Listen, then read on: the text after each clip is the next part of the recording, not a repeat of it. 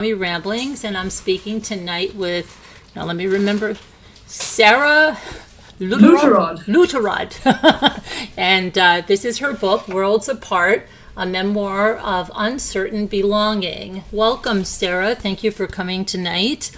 Do you want to tell our audience a little bit about yourself? Give them an introduction? Sure. Well, thank you very much for having me. I'm really happy to be on your program, Carolyn. I appreciate that. Yeah, so my Ramblings, and sorry, I do this every time. Sorry. Every time I change. Go ahead. You can't hear me? Yeah, no. Every time I go to the YouTube, it comes on in volume. So I just go ahead. So we can hear you now. It's all good. Do we start again? Just with your introduction. Yep, you're good. Okay, so so my memoirs describes the different phases of my life and my different belongings, if you like. First of all, starting off in a very traditional setting, if you like, in England, or a farm in southern England. My father was a farmer, and we came from a fairly, we weren't wealthy, but it was a sort of upper class British Catholic upbringing, and very constrained in that sense, and very much of a bubble. And then as I was growing up, there was increasing interest in the sort of student circles in working in the former colonies, and I ended up working first of all for 2 years in Congo, which was Zaire in those days, and then from there I went to Ghana, and I really fell in love with Ghana and Cape Coast, and that's where I met my husband. And then I got married. We had our 3 children, but the economy got very, very difficult in the late 70s and 80s. And in 1980, in fact, we moved with the family to Washington, D.C. I've been here since then. Oh, wow. But I go back frequently to Ghana in retirement, and have this sort of a new getting to know a country in a very different way in my later years. So how old were you when you went to Ghana? When I went to Ghana, I was 28. I was 26 when I went to Congo, and then 28 when I went to Ghana. Okay, and then you feel like, besides America, when you say Ghana, what about England? You don't?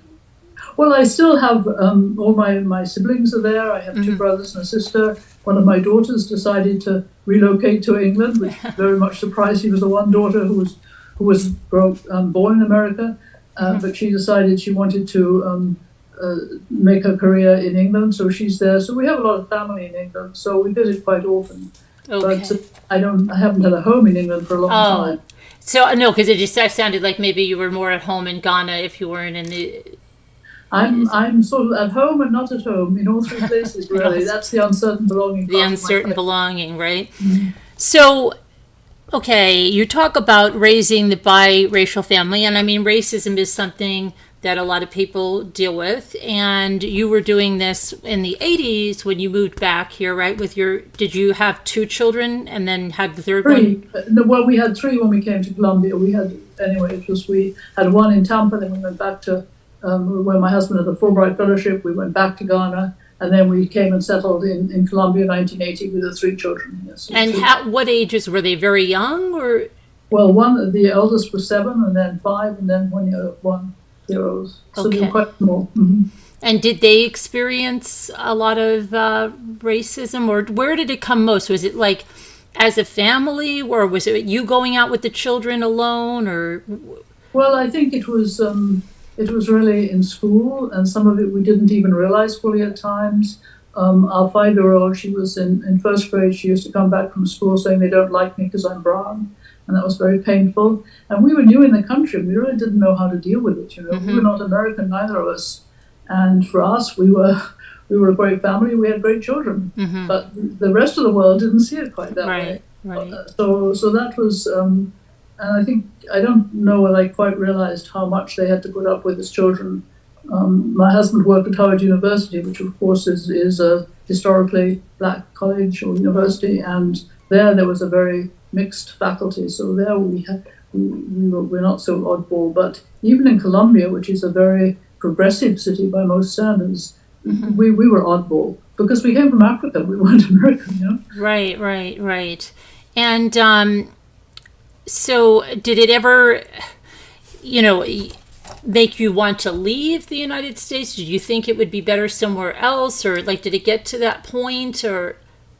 We knew we couldn't go back to Ghana. The economy is still not improved. It was very, very difficult when we left. All basic supplies were unavailable. So we knew we had to make it in America, and England, the jobs were not so available. So we knew we had to tough it out and make it. We really never considered moving, no. Oh, okay, good. So you're and you know that's good. It's a testament to your commitment. And so how did you help your children adjust? Like how what did you tell them? How did you help them cope? Well, we tried to. I mean, my husband was in a way more in a position to understand what they were going through, and he kept saying that you have to, you have to be extra good at what you do. That the world's going to, society's not going to treat you well, and he was able to give them a lot of spine, and I just sort of, what's going on? I don't understand. These are perfectly good children. Why should they be mistreated? And then there was things like, we used to save up and go to spend short vacations in England with the family, because I thought it was very important for the children to know their family in England. And my daughter said she didn't want to tell her classmates, because they would be really suspicious that a mixed-race child would do something for vacation that they could never do, like go to England. So I felt for a long time that if we had put our nose down and pretended we were poor and from Africa and we could be pitied, that would be okay. But we weren't like that. Right. Yeah, absolutely. And you were educated and coming over here. And so tell us about now, you said you loved physics, right? And I studied physics. You studied physics, you majored in physics. Accident, but I did, yes. And then what, did you get your master's in physics? Tell us what you... Yes, I got a master's in physics because at some point I knew I wanted to go and work in Africa, and I knew that if you go to school, you really have to have many sciences, whereas I really didn't have... I had mathematics, but I hadn't much background in biology, certainly, so I thought, well, my career is probably going to be in university, I better get a higher degree, so that's what I did the master's in London, and then it was from there that I went to working in the university in Louvain in Congo. Okay, and then at some point you got your doctorate? Yes, that doctorate is not in physics, that was in education, that was later, because when I went to Ghana, I had this wonderful opportunity, what they called a joint appointment. So I had a bit of teaching experience, so I was teaching, the college we were working at then was dedicated to training secondary school teachers, and so I taught physics, but I also taught physics teaching methods, so I had the chance to, and then I went on to get a PhD in education. Okay, PhD in education, great. So tell me about now, but you started your own business, right? So it wasn't just teaching, right? No, when we came to the States, my husband had the job, and I couldn't get a job in university. I had been teaching university, and somehow my credentials weren't valued very much. So that was a very hard time for me. So I did little bits of part-time, a little bit of teaching here, a little bit of research there. But then I ended up getting a job with a company that was training. It was after the 3 Mile Island nuclear accident. Memory stretched that far back. Yeah. Uh-huh. And they were putting new regulations in for the training of the operators. And because I had a background both in physics and in education, I was hired to help a training company navigate these new regulations. So that was a baptism by fire, really, because I was working with people who were what we used to call Navy nukes. They had been working on nuclear submarines, and they were very bright, but they had not got any formal education. And there was I coming to tell them what to do, and that wasn't a very good situation for either of us. And I was terrified because I didn't, I was new in the business world. It was very new for me. And they were probably terrified of me too, because I was threatening their competence by telling them, there's a different way to do your training, much more formal, and follow the regulations that have been put in place. But so I survived that, and then I learned all the business skills I needed, and eventually did okay within that company. And then I set up my own business in 1997, started. Now, about being like with discrimination, yes, we're talking about black and white, but what about a woman, right, working in a man's field, right? You had discrimination that way as well, right? Oh, that was very tough, yes. Yeah. Especially it was a very, very male environment. There was scarcely any female professionals, neither within the company or in the client base. So yeah, I had to tough it out. I had to really change my personality, become very outgoing. And at a certain point, I tell the story in the book. How could I actually survive in this environment? And I overheard a conversation one evening. I was still working in my office, and I heard a conversation in the next office about who was going to go for a meeting, which was a good opportunity for the company. And I heard them say, "Not Sarah Lutterodt, not Sarah Lutterodt," repeating it several times. And I thought, well, I can't let this pass. So I went and challenged my boss and said, why? And it wasn't so much what he said or what he did, but I had found the courage to stand up for myself. And then from there on, things seemed to improve. It was sort of a turning point for me in terms of standing up for myself. But still, I had to, when I went on to work not in nuclear plants, but with the people who run the electric grid. And there my posture was, I used to, what I call in the book, I played the innocence game. So you pretend you don't know anything, and you're a poor woman coming to, and in the end you understand more than they think, but you let them be the people who explain and so on. And that worked very well for me, because then as an instructional training expert, I had to learn what they had to say, but positioning myself as the ignorant woman, I call it the innocence game. Right. I won their confidence, and I was able to succeed quite well. Yeah, that's a good tactic. But there's also an inspiration. Is it a Franciscan? Oh yes, Richard Rohr. I encountered Richard Rohr only in let's say I was in my 60s. It was much later in life, and I'd grown up in this very strict Catholic environment, rosaries, indulgences, and the whole thing, but also a deep, the Catholic faith has a lot of bad things about it, but it also has this deep mystical tradition. So I had still retained that sense of search for spiritual depth.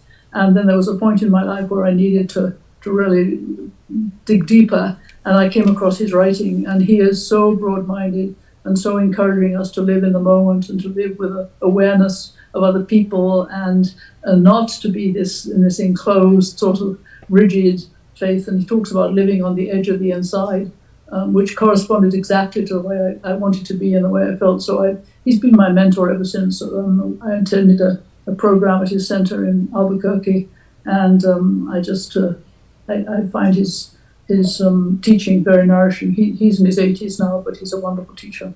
Yeah, because the church that I was baptized in up here when I was a baby, they're Franciscan priests there, and then I had a wonderful priest. He blessed my house, but he was great, and I just find if you find a mentor like that or somebody you can relate to, so. You were able to. Maybe people want to look him up. What is his name again? It's Richard Rohr, R-O-H-R, Richard Rohr. And he started a Center for Action and Contemplation in Albuquerque, and he's now retired from that. But the center continues, and they put out a daily meditation with all sorts of teachings about. This week it's nonviolence. Last week it was forgiveness. All sorts of things which are important in life, regardless of your religious affiliation. Yeah, that's wonderful. And Kevin's asking, what was your passion to write this book? Like, what had made you pick? Yes, what made me write this? Yeah. Well, people ask me that, and I didn't really set out, I need to write a memoir, and I didn't set out with a particular audience in mind.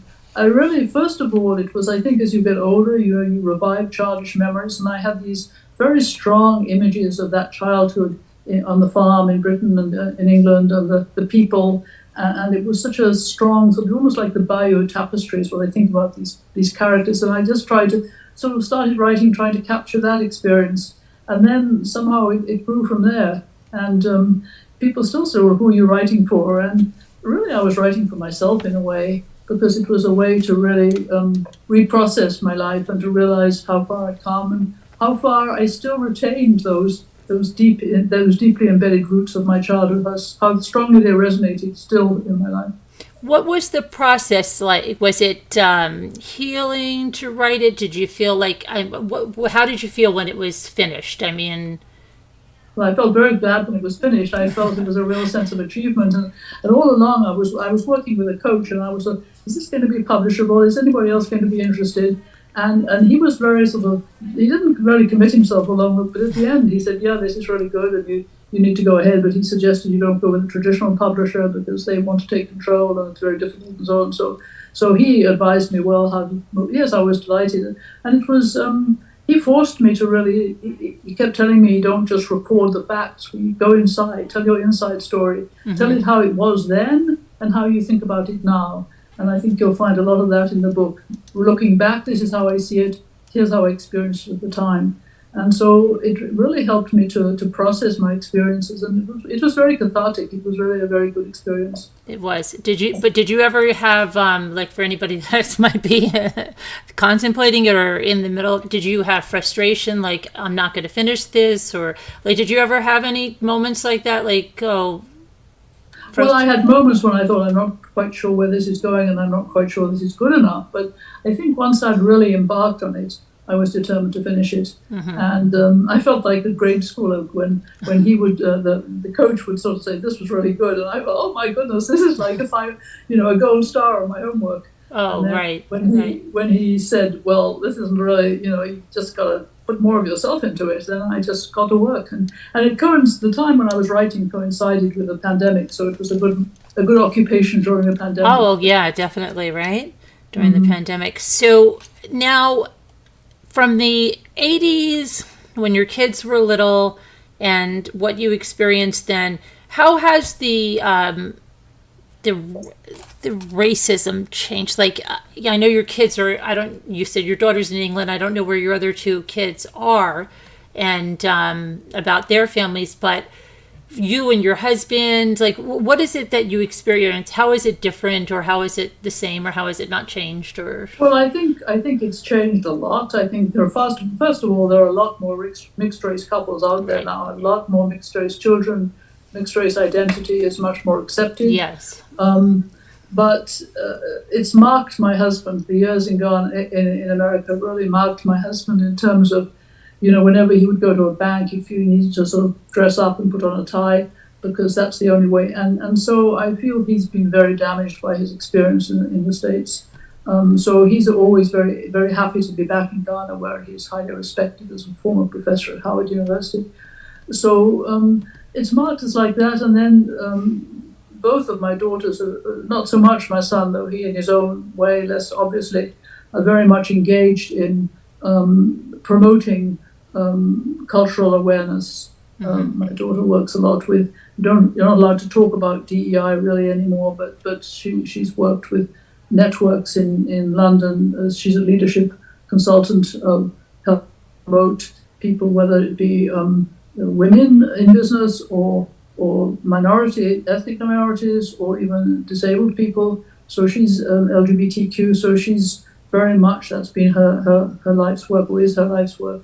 And then our daughter in California, that's the other one, she works she's now works for the deputy director of the California African American Museum. So she's always had an eye on bringing minority artists into the workplace wherever she's been curating artwork and so on. So that is a very, very important part of their identity, right, and of their stance in life. Yes. Yeah. So you must be very proud that you achieved that. Your children sound like they're very successful, and their cultural identities. You moved across like multiple cultures, right? And that's right. Yeah. So they're very and took them on vacations, to different countries. So that's wonderful. They have a lot of cultural awareness there, and it probably helped them immensely, though sometimes they, like your daughter said, she didn't want to share that with her classmates because, what they might think. But it's just, it sounds like a wonderful... I have to tell you that what the George Floyd awakening in this country, although it happened really, I was in the middle of writing, but it created a new awareness in me of how much white privilege I still carried, in spite of being in a mixed race family, and how much self-examination I needed to do, and made me understand their life experience a bit better. Because I'd always, I'm British, I'm okay. I'm white and British, I'm okay. Why should I? But I think the whole George Floyd episode, which caused so much reflection in the white American community, or certain sections of the white American community, it also helped me really reflect more on how much I still carried of that privilege. And it was a moment when we talked a lot as a family about what that meant. Right, right. And did you like when you were marrying your husband, did you face anything from your family about Well, that? they weren't exactly overjoyed, Right. and nor was my husband's family, because he had several cousins who had married. They'd been studying overseas and had married, had white wives, and several of them, the marriages had not worked out. So my mother-in-law was cautious, but she was always very, very gracious. And in fact, my husband is one of five, and two others of his brothers married white women, one Danish and one Russian, and the marriages have all held. So it was a different experience, but she was cautious about it, and as you would expect, because you're facing an unknown set of risks in marrying outside your community and outside your ethnicity. Right. And then you guys like you left England and then you went to Ghana, Congo and then to Ghana, but you both came over to America where you're both fish out of water, right? That's And right. so, yeah, it wasn't like, oh, your country, my country. No, you were both in a new country and navigating this together. That's right. And I think, Riley, in looking back, I think that for our children, the lack of a community was a really, really serious for them, because my husband, I belonged to the Catholic parish, but I can't say it was exactly welcoming. And, we had a certain community with his colleagues, but really they lacked community. And we had not, the African Americans, they have a very strong community to fall back on. We didn't have that. So yes, looking back, and I was so busy just trying to make it, trying to get a job and make sure everybody was fed and well, and so it was only looking back in writing the book I realized how much they missed out from not being part of a community. Yeah, I see that. And let's see, what else would you like to tell us about the book? Some of the things people can look forward to reading in your book here. Some of the. Well, I'd like people to look at the section when I revisit Africa in my older age, in retirement, and even before, and I try to sort of knock some of the stereotypes of Africa, and say how, as far as I'm concerned, I just know regular people and leading regular lives, and very often in much more difficult circumstances, material circumstances than my own, and how tenacious they are, and how loving, and how what wonderful people who and we've had so much privilege to know these people. And then I'm also quite proud of the work we did. The north of Ghana is about 200 miles away, Tamale, from Accra, the center.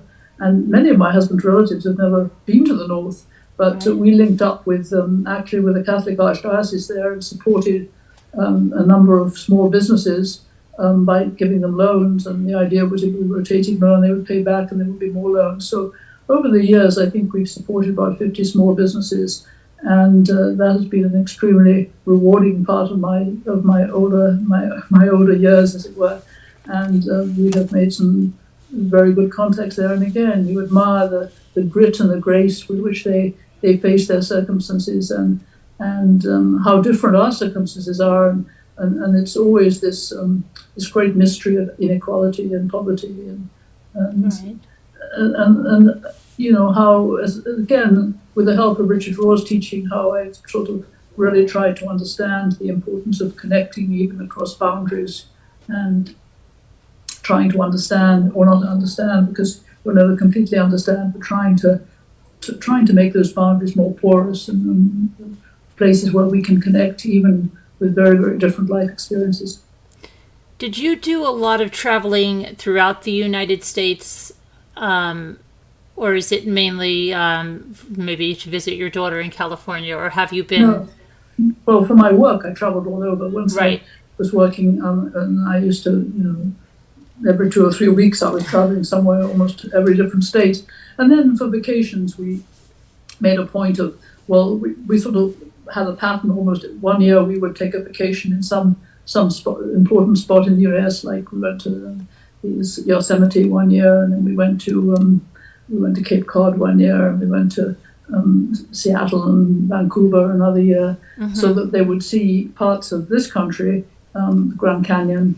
But then the alternate years we would try and go to England and visit my family there. So our children got quite a good exposure to different parts of the US as well. Yeah. And then of course through my work I was all over. The reason I'm asking is because just like how on the East Coast, it's a different experience than the Midwest with certain things, cultures or racism. Yes. Where did you find what areas, you said, wow, that was really a culture shock. They treated us like completely different than I thought Maryland was bad or something, but this is really bad. And, any experiences like that? Well, I have a work experience, which I like to tell the story, is when I went to it was Springfield, Missouri, and I was quite new in the workplace in America, and I went to do a training analysis because of what they were doing and what the recommendations about how to move forward with training their operators, and the manager was dyed in the wool, and he even said to me, he said, some people, they think that just because they speak with a smart accent that they're clever, we Southerners. that was a real shock. I tell the story, and then I found a way to get back at him, because at the end of the meeting we went out for a lunch, and I said, I took out my credit card, as we often did, to pay for our clients' lunches, and he was sort of embarrassed by that. I said, don't worry, I get brownie points for taking my clients out to lunch. Of course, I never was invited back. But that was clearly, as a woman, I was not welcome, especially when I told them that they, what they needed to hear in terms of what they should do about the training. And I came across as being critical of their trainer, which I was trying to be positive about it, but he definitely needed to step up. And that was not. So that was the South. Right. That was the South, yeah. And the Midwest, it was interesting, because I always got this impression that Midwesterners, they would make you feel that, they didn't quite get it, but boy, were they sharp underneath. They'd come back to bite you if you weren't careful. They're very, very astute. Yeah. So it's interesting, just throughout the United States, how different it can be from one state to another, just right. with certain things, and how some states, like, they really aren't certain, just ethnicities that are there that they're even used to. And I know, like I always say, on the East Coast, we use a lot of Yiddish that is just mainstream, but I've had friends go off to college, Midwest, even Arizona, and they got like, oh, what are you doing? Why do you speak like that? What are those words? Nobody speaks like that here. And they said, oh my gosh, this is so mainstream back in, New York, back on the East Coast, that everybody speaks like this. But yeah, it can be a culture shock, right? The one thing that I really, I appreciated it, because I had when I started my own business, I had a client in California. And he always wanted to try something new. And every time I went, there was a new book that I should read, or there was a new idea. And fortunately, he really liked my work, so he kept inviting me back. But that was the restless American spirit, particularly in California, is that everything has to be new and different, and we always have to change. And that was really interesting. It was wonderful for me as a consultant, because I got a lot of work out of that. Because he constantly wants something different and new, and he had me alongside him doing it. But that was California vibe for sure. Mm-hmm. Yeah, absolutely. And so what do you think now? You just, for your retirement, you've been retired since, I think you said in the book, 2016? Yeah, I sold my business in 2016. Mm-hmm. Right. So, and is this, you guys are going to stay in the United States, and then travel as you see it? Well, we have our house in Ghana, so we go back there and spend several months every year there. And my husband would usually go a little ahead of me and stay a little later. But now with this situation, I don't think he'll travel on his own. But we have our community there. He has a lot of family there. So as soon as he's he's well enough, we will go back to our house and spend a few months there, then we'll come back. So we sort of belong in both places in a way, as long as we can still make that trip. Right. And being like in a country without having family, it's hard, I imagine, especially with raising kids, because there's, you're missing that dynamic. But did any of your family ever follow your lead, either on your husband's side or your side, and follow you out here? No, I mean, my family visited me very few times. I go back for family parties. Yeah. And he has one brother who actually came ahead of him, who lives in North Carolina. And the other brother, there's only three brothers living, the other is in England. So when we go to England, we see him. We do have some less close relatives in Colombia here. And they've really been family to us in many ways. And I have to say that the neighborhood and my church community have really stepped up to help us through this difficult period we've had. So that's been I felt that maybe I was a little unkind in saying I don't belong anywhere, because really they've made me feel I belong. Right, right. Yeah, absolutely. Because, those can be your family. And so Kevin wants to know, how long did it take you to write your book? About 4 years. 4 years. Yeah, but start to finish about 4 years. I started off, as I said, writing a little bit about my childhood, and then I realized I needed some help in the writing, so I took a series of lessons, and I would have hoped would have continued with that person, but she wanted to move on to something else. She didn't want to continue as my coach, and then I looked on the internet. I found a coach who was a crusty old guy, but he was really, really great. And then once I got started with him, it was probably about 3 years after that. Right. And are you planning on writing any other books, or has this opened up a...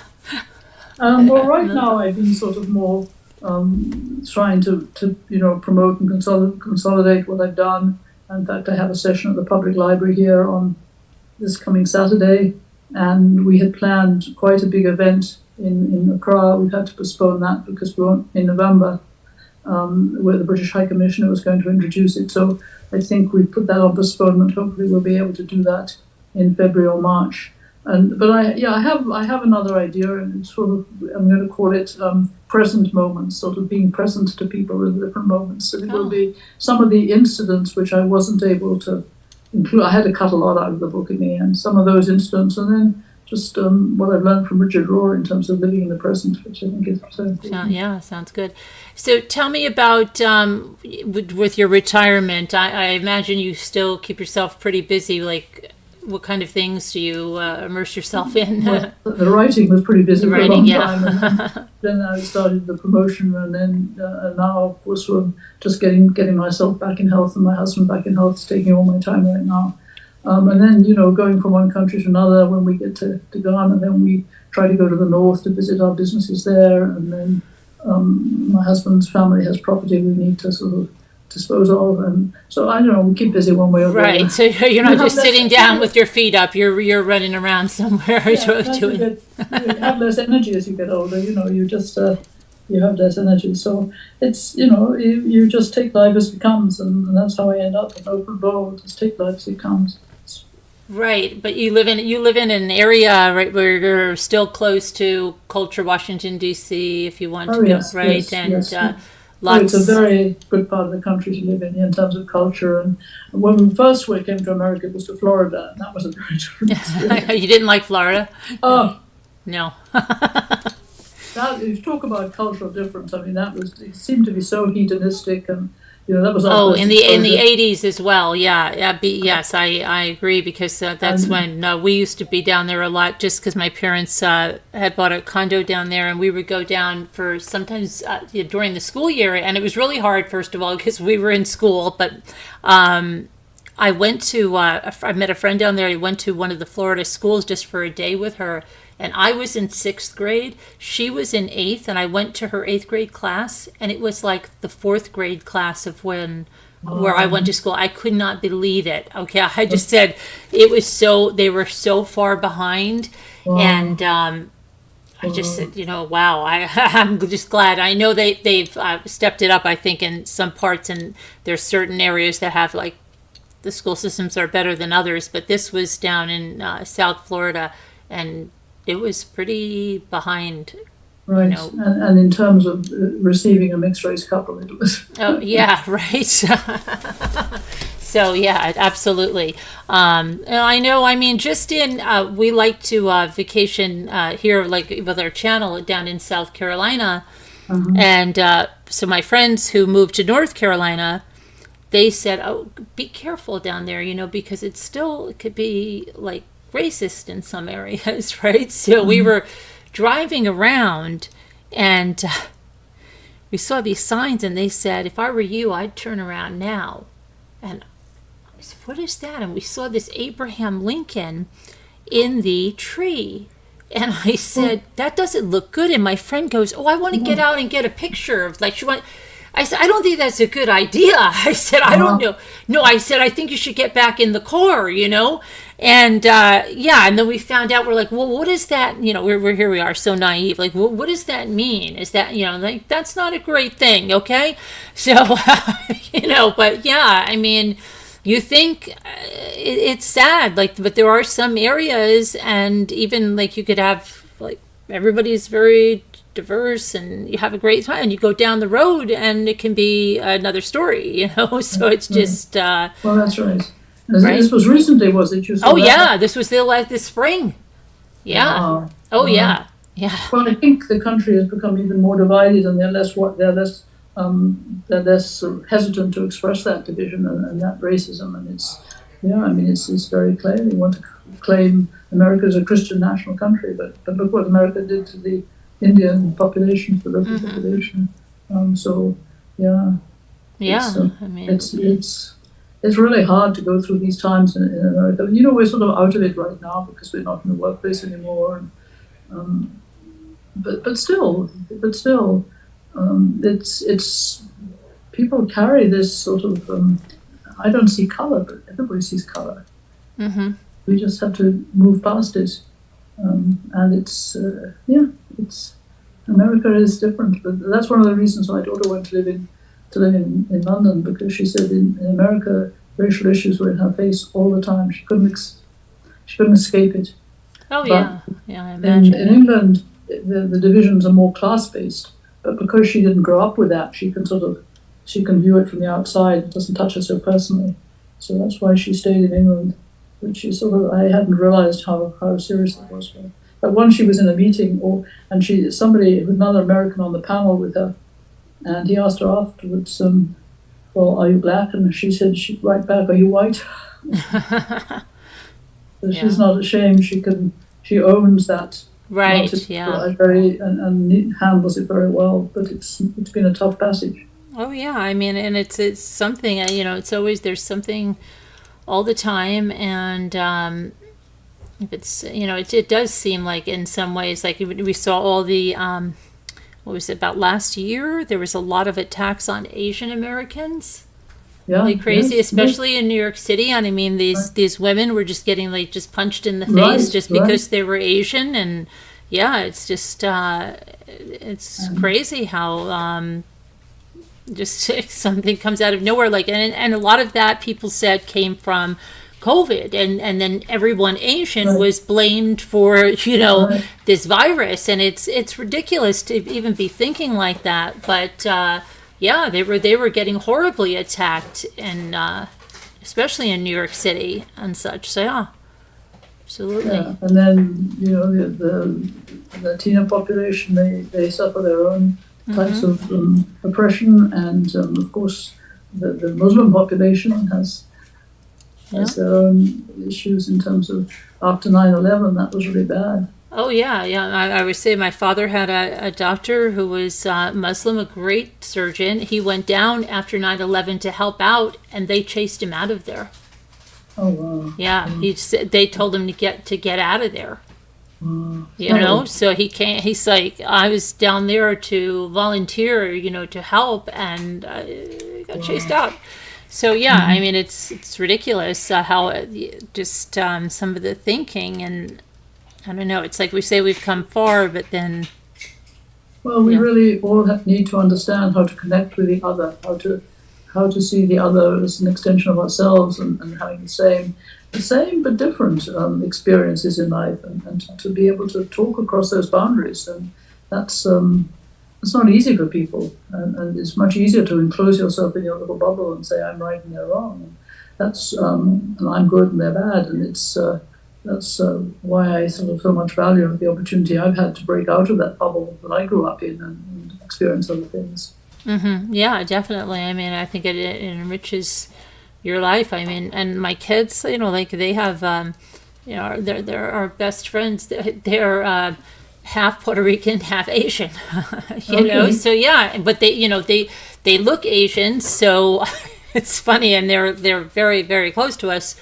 But the one boy, his name is a Spanish name. So when you go out and you say that, people look and turn like, why is this Asian kid have that name? So, but yeah, there's just a lot of. I know that I have friends who have married Asian, have an Asian spouse, and when they go out as a white woman with Asian children, they would get some people saying things either that she adopted the Right. children from China, oh, you're Uh-huh. adopted. And she's like, no, these are my children. I gave birth to Right. these children. Right. And they'd look and she would explain stuff about that. And they're, teenagers now of that age. So it's like, yeah. And I imagine But maybe you did too if you went out with your children, maybe you experienced some of that. yeah, as I reprocessed some of those experiences in writing the book, I realized how much of that is just ignorance, not malice. Yeah. And so I think, given time again, I would try best I could to find a way to overcome the ignorance and not to just sort of recoil in horror. But it's at the time I didn't know how to do that. Right. But there's a lot of those reactions are really based on ignorance and stereotypes. And if we can help move the needle in our relationship with people who haven't moved beyond that, then maybe we've done something good. I don't know. Yeah, absolutely. And I remember like one of my friends, she was Asian, and I had just had a baby. She was holding my new baby, and I was walking with my 2-year-old, and we ran into somebody I know. She goes, "Oh, Carolyn, my daughter really needs to find an au pair like that." I'm like, she's not an au pair, she's my friend. But I Right. mean, just like automatically, she was thought to be, an au pair because, I was just, there are just some Right. things that are like, what? Typecasting. Yeah, I mean, I often thought that because we were African, came from Africa, we should be cool, and then we weren't, and we were better educated than people around us. right. And it was a question of whether you try to meet them where they are, or you say, well, that's where they are, and I didn't navigate those situations well, but it was writing the book helped me to sort of process that and understand how I might have responded differently, and how it was ignorance on their part and maybe hubris on mine, and I wasn't going to stoop to their level. Right.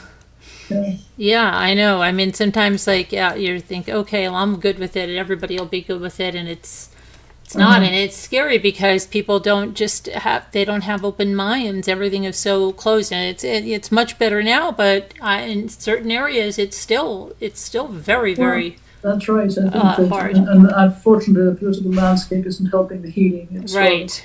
further divisions. That's unfortunate. Yeah, I know. And that's, it's sad because everybody's got something, to bring to the table. And I think, it's just, we're all just America, New York, everything was just this melting pot. And now, it's beautiful. Like when I go to New York City, you know, it's just such a beautiful experience with everyone there. And you try to think. Right. I was in Ellis Island, and I said, a few weeks ago, and this is where my grandfather came from Italy, and this is what he saw. And somebody right away in one of my posts said, "Oh yeah, but now," and she'd made this horrific comment, and I said, I was having a really emotional moment right now, and you just come and brought this like craziness to this, and it's like shouldn't be here. It's like, why, everybody's got to take it always somewhere else, and it's always one extreme. It's like if something crime happens, it has to be from someone. It's just like, I don't know. It's just they're almost looking for that, I think. Right. And it's sad. It really is because It's like we Well, feel like how much we depend on immigrants, for so much our farm work and exactly. in so many ways, and immigrants contribute. I mean, look, I started a business, and the business is still continuing, and I was an immigrant, so I like to say to people now I was an immigrant because I sort of break the stereotype a bit. Right. Yeah.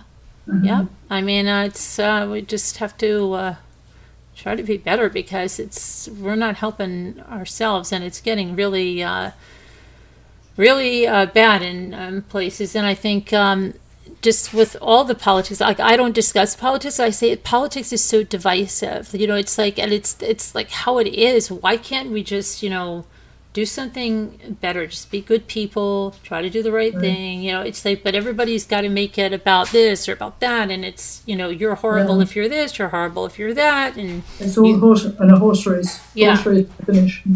Right, and in the end, we're all human, and I think that like when things happen like 9/11, and for the most part, people really came together, and it.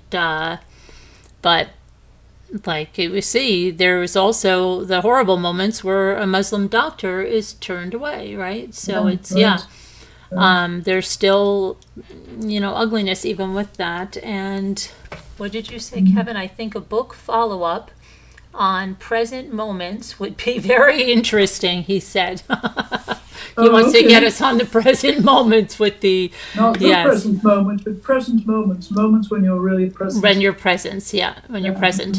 Yes, and that's great. I mean, I like a lot of books like that about meditation or inspirational, and just trying to, get in touch with yourself. I think we're all trying to...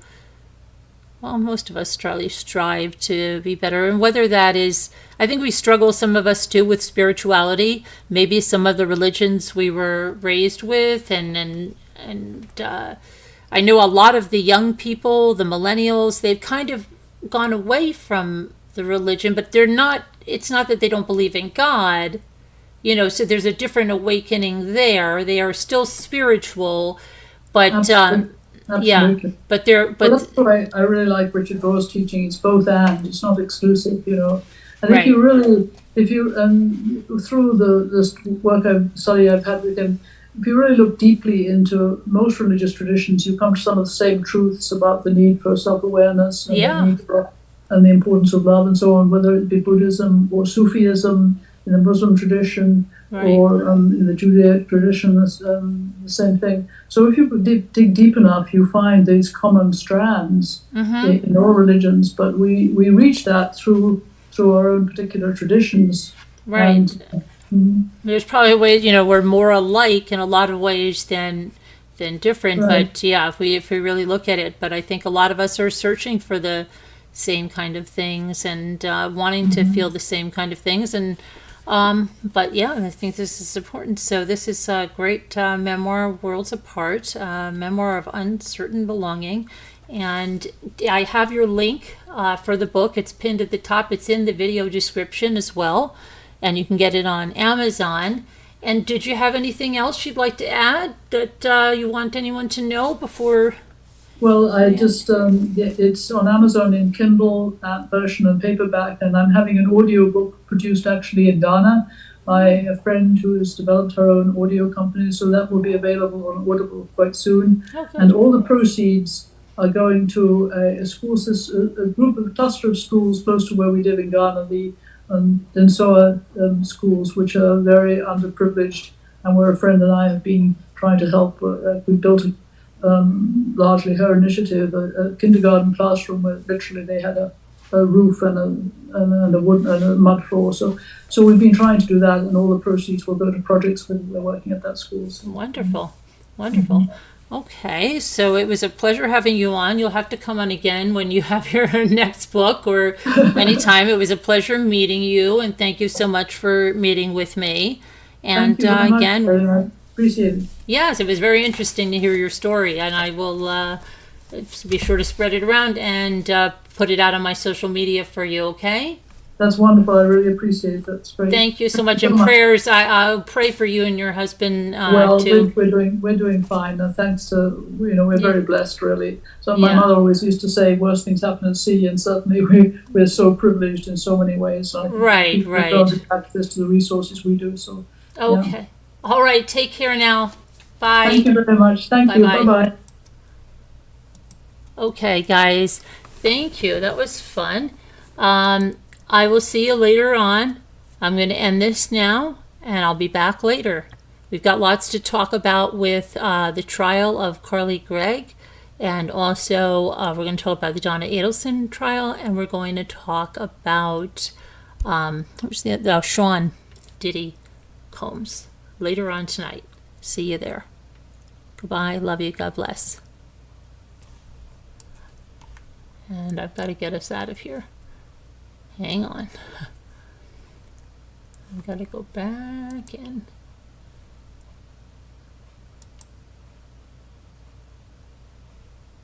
So let me see here. Studio. Okay. We'll have you out of here in a minute, guys.